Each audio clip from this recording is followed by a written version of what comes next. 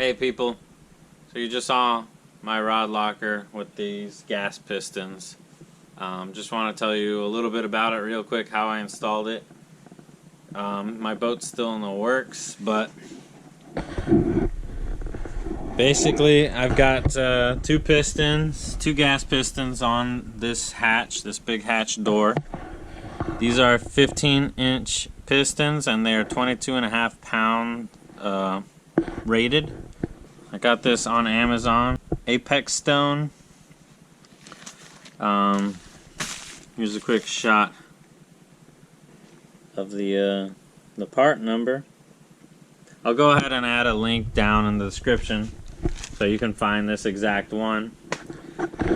But basically, right about here, there's still resistance. It goes all the way. Someone made a comment that I hope that I have some way to latch this down, and they made a good point, because when you're driving around, this is going to pop up and it'll stay open. This is the only hatch I'm going to be adding one of these, but this is a locking hatch door, so this is going to be here, and this guy is going to go under. It's going to go under right here, so I can lock it. Not super secure. This is all wood. All of this could be torn apart if somebody really wanted to get in there. As far as how I installed this, let's get in here. Let's try not to block the light. So, I've got some screws. Basically, there are some screws. I went with 1.25 inch screws to go deep into there because there's a lot of pressure on these screws. And it is pushing it down.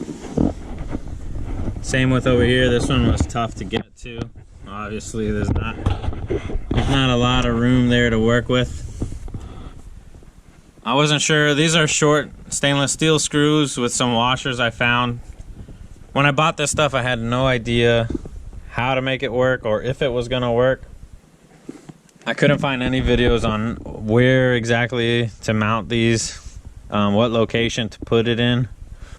So originally, I tried to make this piston go at a 90 degree with this frame right here. And so I had mounted this right here. This was at a 90 degree going straight up and down. What I found was when I closed this, the piston compressed. This black piece came all the way down to here, and this hatch was still not totally shut. It was kind of at an angle, but there was no more room. So that's when I decided to move this back here. And so I see a lot of people in other areas, they do it out to this way. And that makes sense to me. I mean, it would have more pressure, I think, pushing up that way. But this is working for me right now. And I like that it's at that angle, so it's kind of out of the way instead of protruding all the way out to here.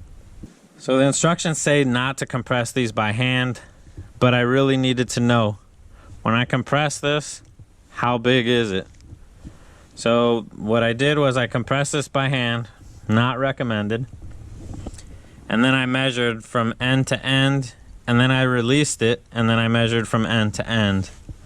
So that gave me an idea of how much room I needed. When it was closed, how much room I needed between these 2 points. So I was laying here, head where my feet were, with the lid all the way closed, and then I basically measured out from here to here, the short distance, the compressed distance. And that's what I figured my math needed to be when it was closed. And then when it was open, I just went ahead and released.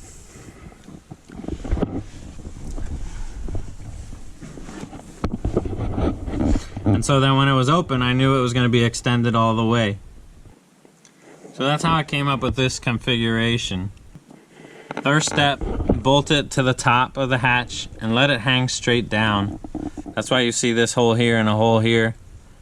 I mounted it here first, and then I mounted it up here, and then I realized it wasn't totally vertical. It was kind of at an angle.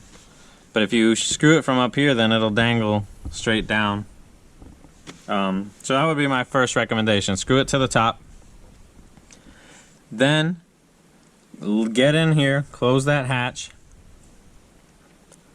and find out when it's closed that distance. So for I think this was 9 3/4 of an inch compressed is distance from the very end to the very end. So when this was closed, I took that measurement, and basically that's where I placed my mount, this mount. So that way I knew when it was fully closed that I wouldn't have issues with this black piece bumping into the bottoming out. And then I opened it up, and with one piston it did not support it, but you can feel like it was close. So I went ahead and added a second piston, exact same location on the opposite side, and that's the result I have right now.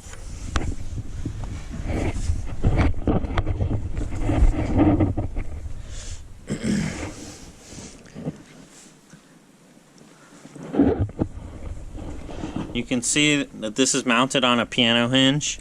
This is a stainless steel piano hinge from Lowe's.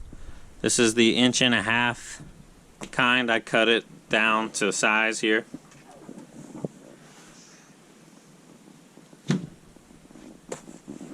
I try to get it as flush as I could. I mean, if you're barefoot, you'll definitely know that this is there. And it's not super level, but that is the rod locker. So I can stand on here. This is a big hatch, and I'm using 15/32 plywood, but we're looking good.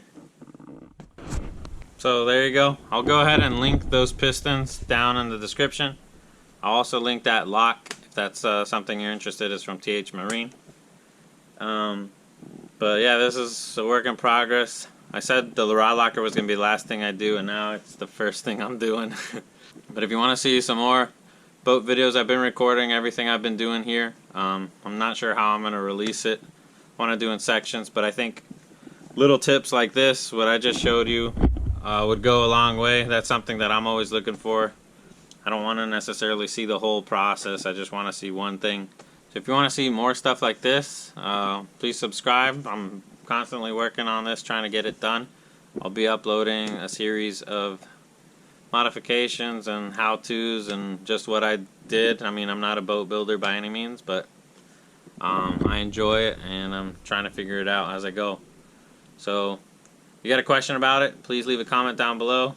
If you want to see more stuff like this, please subscribe. And if there's anything in particular you see here that you've got a question, let me know as well. Take care. Thanks for tuning in. Peace.